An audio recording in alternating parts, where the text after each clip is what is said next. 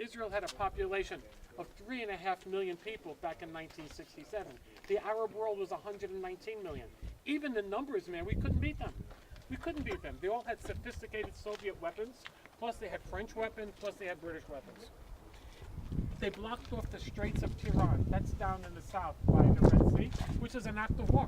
They wouldn't allow Israeli shipping to go through. UN didn't do anything about it. There was a demilitarized zone, which is the Gaza Strip. It was controlled by the UN. The Egyptians went in. They told the UN troops to leave, so they left. Okay? And it was just a matter of time before something was about to happen. Israel said, look, the world is sitting by. We ain't going to be here tomorrow. You know? So they made a preemptive strike. Knowing that the Egyptian pilots show up late for work every day, the Israelis were practicing flying at treetop level. That's 11 yards above the ground, going up Mach 2. Okay, just going along the contours of the land. We hit the Egyptians one day early in June 1967, preemptive attack.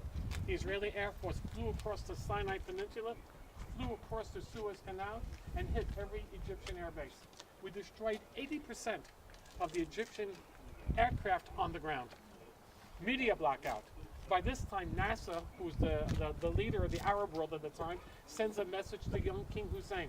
We just destroyed 75% of the Israeli Air Force in the air, and our tanks are moving through Beersheba. We'll be in Jerusalem in 2 days.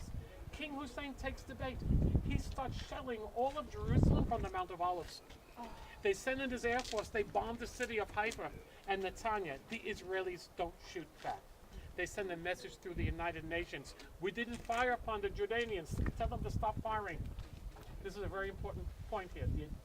We fired upon the Egyptians first, because they were the leaders of the Arab world. They were about to be in Tel Aviv in a day. Okay? But the Jordanians fired on us first. Okay? Okay. The end result of all this was that we destroyed all seven Arab armies in 6 days. We drove the Egyptians out of the whole Sinai Peninsula across the Suez Canal. We drove the Jordanian forces out of all of Samaria and Judea, out of Jerusalem and across the Jordan River. We pushed the Syrian forces back to here. Instead of them being on the ridge overlooking the Sea of Galilee, we pushed them back here. It was a humiliating defeat for the Arabs. Humiliating. I'm going to tell you something about the Arabs. I've been living here for 44 years. You can beat them up, shoot them, stab them, do whatever you like, just don't hurt their feelings. They're very sensitive people. Okay? So, that was it. Humiliating defeat. Now, all of a sudden, we got Samaria, Judea. We did not fight a war to take land. We actually approached the Arab League in 1968, and we say to them, listen, let's exchange land for peace. Whoa, deja vu. That's what they're saying today. They say, we'll never talk to the Zionist entity. Now, all of a sudden, we've got Samaria and Judea. But you know what? If you think that Israel is the Bible Belt, the bulk of the Samaria and Judea. Because those are the places mentioned in Scripture, not Tel Aviv, not Netanya, not Haifa. But Samaria is, Shiloh, Beit El, all the places that we're going to be going to next week. Okay? So that's it. So now we've got the borders expanded, and we start building in the areas. The world was upside down. They couldn't believe how Israel defeated 7 Arab nations. Then after that, the world blamed us for the war. We threw the first punch. We're the aggressor. Okay? Look at all those poor people now that we're occupying. All right. Humiliating defeat. As a result of that, NASA dies of a heart attack and everything. King Hussein lost the most. He lost Jerusalem and all of Samaria, all of Judea. Now they're starting to arm to the teeth once again. They're getting much more sophisticated Soviet and Soviet bloc weapons. Okay, Israel has to learn how to defend themselves once again. For a 6-year period, the Arabs are rebuilding another army to push the Jews into the sea and wipe everybody out. Okay, the Israeli Secret Service find out a week before that a war's going to begin. They know the day, the time, and the place. I don't think you can get better info than that. But the prime minister at the time was quite liberal, quite left-wing. Her name was Golda Meir. And she said, listen, the last 6 years we were pariahs in the world. Our back is against the wall. Everyone's broken relations with us. Anyone who deals with Israel will be punished by the Arab world. No oil, none of this. Oil boycott. Everyone blames us for the 6-Day War, like we're the aggressor. This is what we're going to do. Not to tick off the U.S., and also tick off the European countries, because they know we're about to be attacked, okay? But at the moment we start building up our forces, then it looks like we're the aggressor in a sense. Let the Arabs attack first. We'll whoop them like we did back in 1967, and everyone will know that the real aggressor here are the Arabs. The biggest mistake she's going to make in her life. Because on the Day of Atonement, on the holiest day on the Jewish calendar, that is the day that the Arabs attack. We thought they were doing maneuvers. As a matter of fact, all the Arab armies thought they were doing maneuvers except for the generals. So instead of doing maneuvers in this area and then just stopping and going back, they gave the order to step on the gas. That was it. In a sense, we were kind of off guard. And we literally fought a war of survival. Had we not done what we did in the first week, Israel would not be here today. In the numbers, we couldn't destroy them. To give you an idea, the Suez Canal, okay? The Suez Canal divides Egypt and the Sinai Peninsula. We had forces, of course, defensive forces on our side, but the Egyptians assumed that we had like thousands upon thousands of troops in fortified positions. Little do they know, you see that little outpost over there? That's an outpost. Little do they know that all along the whole Suez Canal, we had 11 outposts like this, manned by a combination of 460 reservists. That's the whole Suez Canal. The Egyptians didn't know this. They said, okay, we'll attack. They started off with an artillery barrage of 1,600 artillery pieces, firing simultaneously. The shells were falling 17 per second for 2 hours.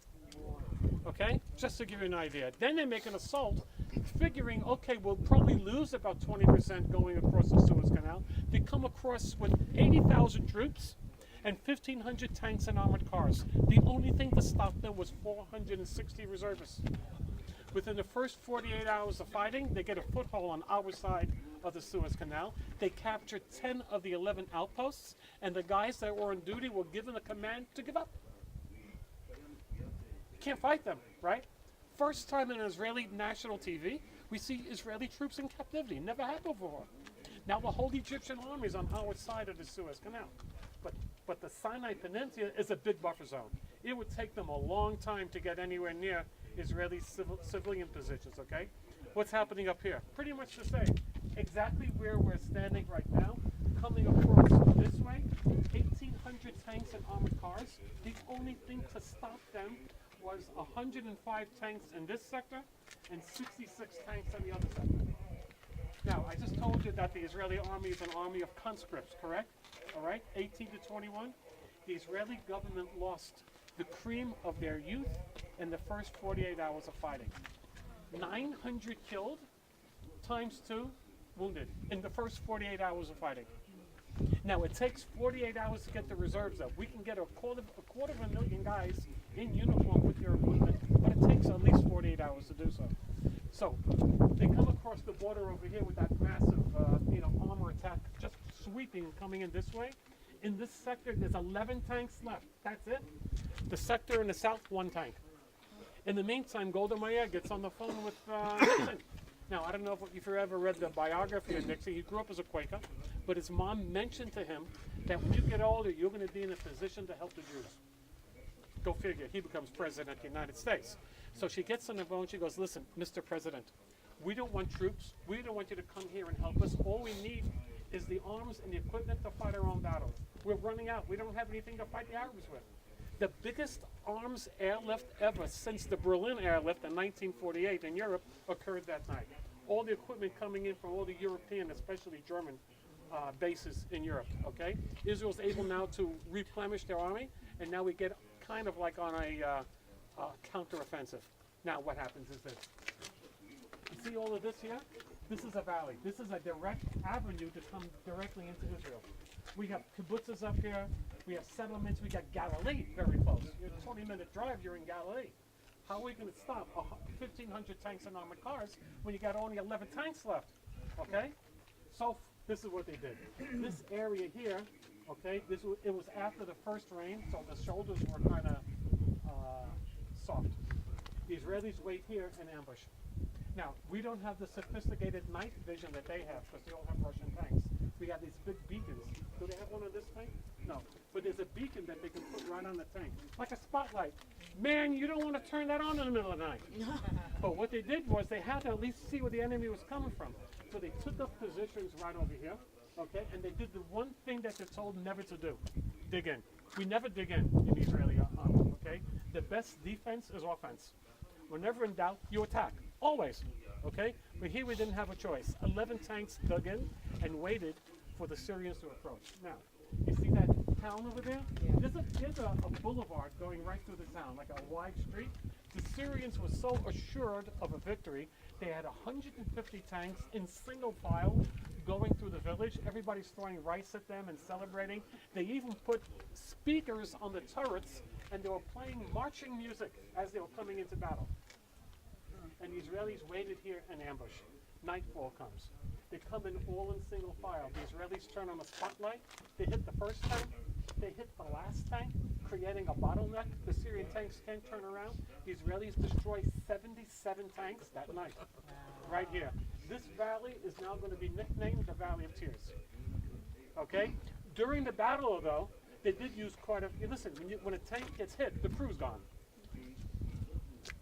Take a look right over here, guys. Look at this. The battle went on for nearly 3 days.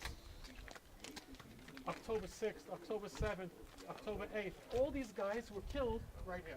That's the same unit, all one unit. See? But they stopped the advance of the tanks coming in. Now the Israelis were on the counteroffensive. The Israeli armor started coming up, the reserves. They come up this way. As far as you can see into Syria, the Israelis capture all the Syrian tanks that you see until they're 12 miles outside of downtown Damascus. Things ain't looking real good for the Syrian army anymore, okay? There's one guy in the south. His name is Tzvika, and what he does is he gets into one tank, the only tank that's left, and he knows that they're listening in with sophisticated Soviet machinery and stuff. So he goes up on one hill, like a firing ramp, like you see there, and he fires at the approaching Syrian tanks. There's 100 Syrian tanks coming. They're all in view of the Sea of Galilee. Okay? So he gets up, he fires, he changes his frequency. He goes down the ramp, he comes up to another firing position. He fires, he does it a half a dozen times. The Syrians think they're surrounded. They turn around and they head for the hills. Gone. It's turned back. Now, again, the Israeli army are now on the counteroffensive. Everything that you see here is totally captured by the Israelis. By the way, if you see those blockhouses there, that's the Syrian army right now. That's where they're sitting. Now, that village over there is controlled by the Syrian rebels.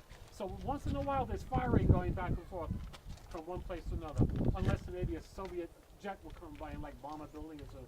It was in the news last week. The Syrians, the Russians bombed that village there. They killed 54 civilians. It was in the news. I don't know if it made page 7, but it was. Anyway, what's happening down by the Sinai? The whole 3rd Egyptian army is on our side of the Suez Canal. Now they're totally surrounded by the Israeli forces. In the northern part of the Suez Canal, there's a reserve general there with his brigade. His name is Arik Sharon. Originally, Arik Sharon was in charge of a very elite paratroop unit, like a commando unit. They used to run around like Bonnie and Clyde on the Gaza Strip. But anyway, now he's in charge of a battalion of tanks. Okay? He gets on the phone with the chief of staff, who just happens to be like his best friend. And they're talking on the phone. He says, listen, Arik, hold your position. I can't hear you. It's breaking up. Oh, he closes the phone. He gets all his tank commanders together, and he says to them somberly, listen, guys, I was just on the phone with the chief of staff. We're crossing the Suez Canal. Today, he'd be court-martialed, obviously. He went against the orders. So his whole battalion now crosses the Suez Canal. Now the Israelis have a foothold in Egypt. The rest of the Israeli army in the south, see how easy it was for Sharon to cross over. Now the whole Israeli army crosses over the Suez Canal. Things ain't looking good now for the Egyptian army. Okay, now we're in Egypt. And the person who's conducting this whole maneuver for the Arab countries is a Russian general in Cairo. And he don't like the idea of Israeli tanks in Egypt. He gets on the phone with Golda Meir. He says, listen, I think it's about time for a ceasefire.